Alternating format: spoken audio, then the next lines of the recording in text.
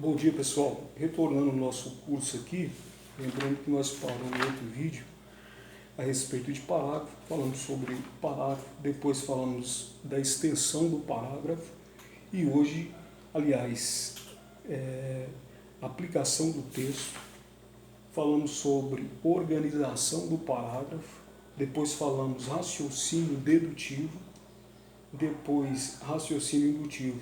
Hoje a gente vai tratar, aliás, falamos também parágrafo com conclusão, que foi o 7º vídeo, e hoje é o 8º vídeo da série. Se você perdeu algum deles, você vai voltar, tem uma playlist aí e vai pegar lá do início, beleza? Hoje é o 8º vídeo. Mas vamos que interessa. Qualidade do parágrafo, beleza? Apontadas como essenciais ao estilo literário, vírgula. As qualidades do parágrafo são, unidade, coerência, clareza, concisão, harmonia, originalidade, vigor e correção. Vou repetir. Apontando como essenciais ao estilo literário, as qualidades do parágrafo são unidade, coerência, clareza, concisão, harmonia, originalidade, vigor e correção. Beleza? Então vamos.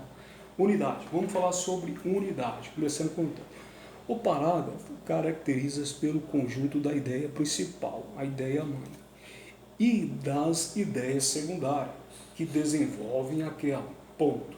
É necessário que haja uma só linha de raciocínio, englobando as ideias em torno do tópico frasal, que é a frase mãe, primeira fase, com o objetivo de esclarecê-lo e com todas as frases correndo para este fim. Ponto final. Consequência dessa noção de conjunto é a unidade do parágrafo. Ponto final.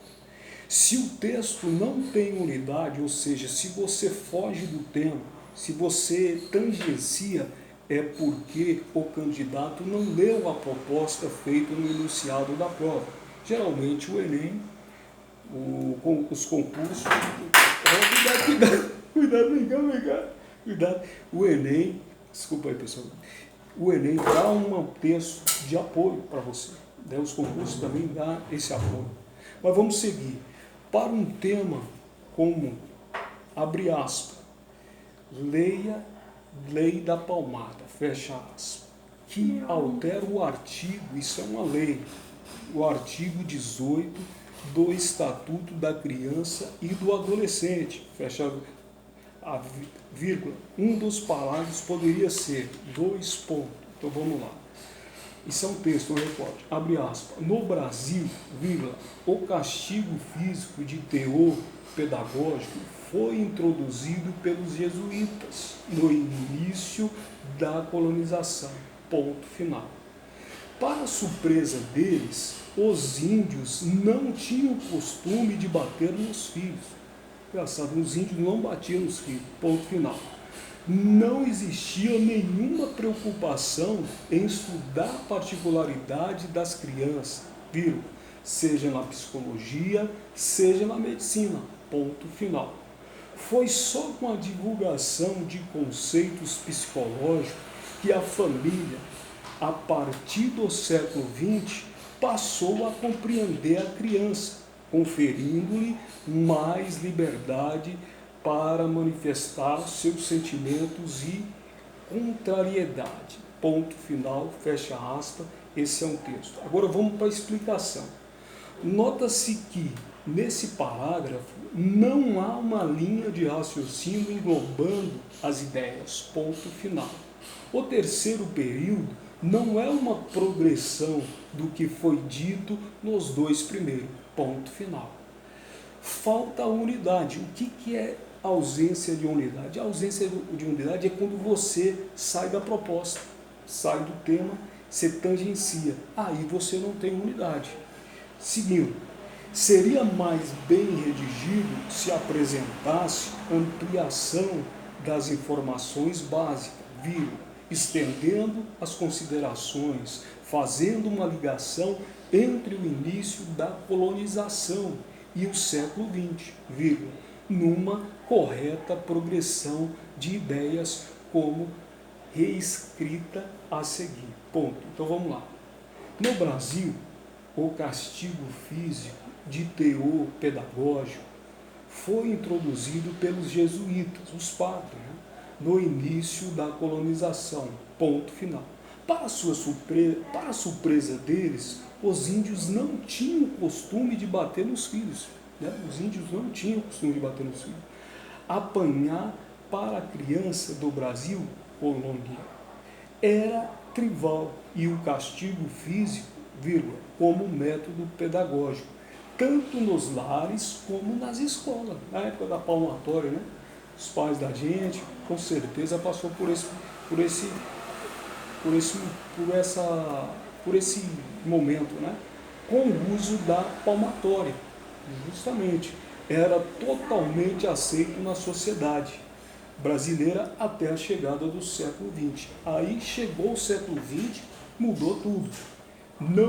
Não existia nenhuma preocupação em estudar as particularidades das crianças.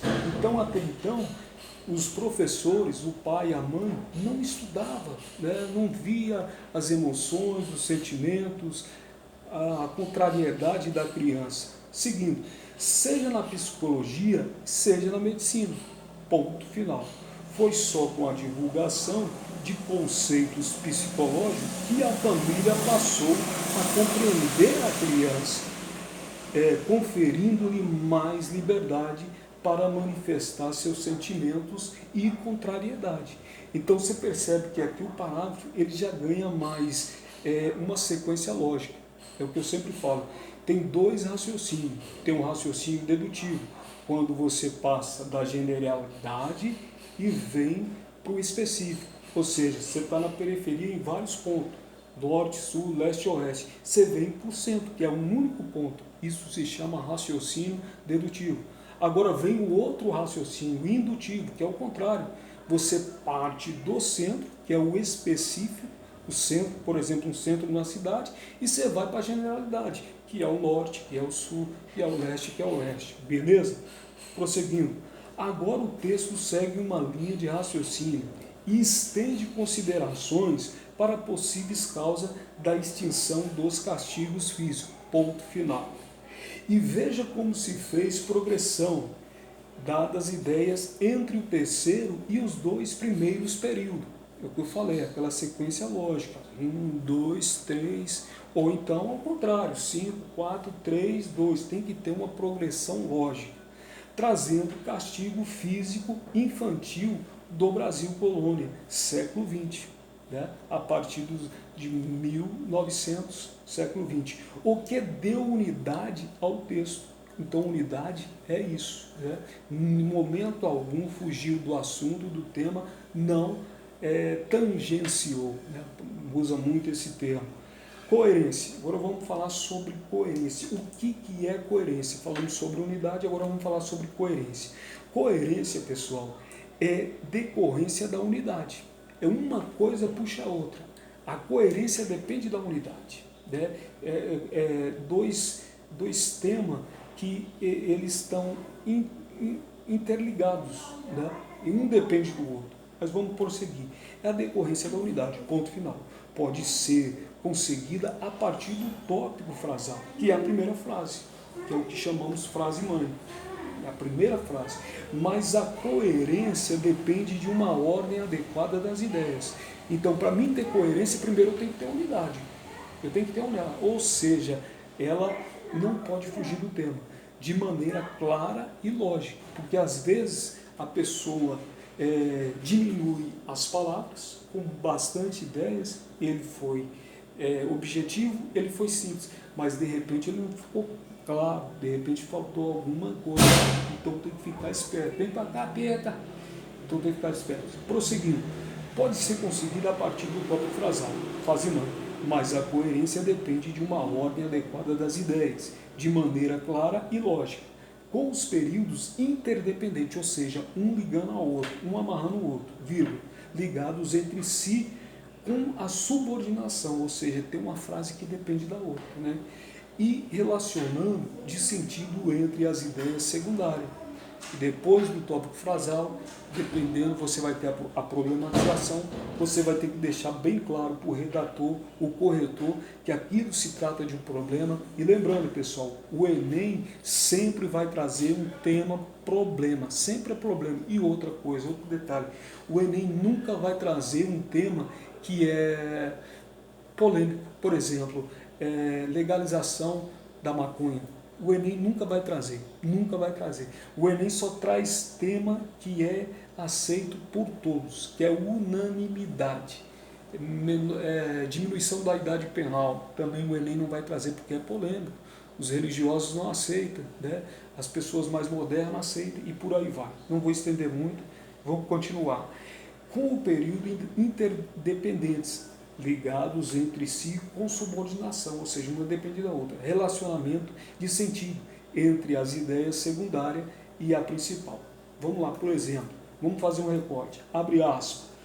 Uma imagem vale mais do que dezenas de palavras. Ponto final. Presta bem atenção. Mas nem sempre as imagens falam tudo o que queremos. Ponto.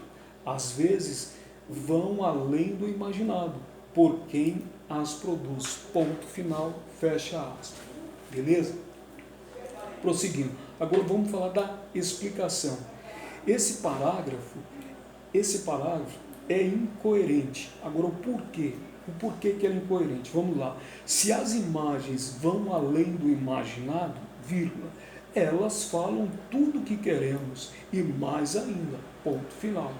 Não há logicidade, ou seja, não tem lógica, nem clareza nesse texto, que poderia ser assim redigido. Agora, esse está certo. Olha só a diferença.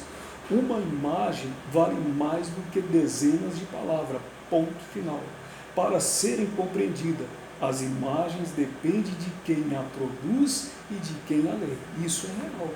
Dependendo da pessoa que for ler, ele não vai entender nada. Porque tudo depende do quê? Do nível de consciência.